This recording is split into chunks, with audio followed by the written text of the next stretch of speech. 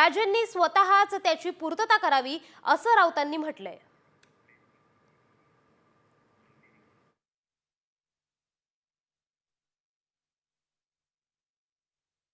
जे जे महापुरुषांच्या बद्दल असे विधानं करतात, कोणी असू दे, त्या सगळ्यांना जनतेने ठेचून काढलं पाहिजे, दिसल तिचं ठेचलं पाहिजे, वेचून ठेचलं पाहिजे। कारण की ही जी विकृती, ह्या विकृतीचं वाढ झाली तर तुम्हाला सांगतो या देशाच्या अखंडतेला धोका निर्माण होणार आहे। वेगवेगळ्या जाती धर्मात जे काय तेढ निर्माण केले जातात हे अशा विकृत लोकांमुळे।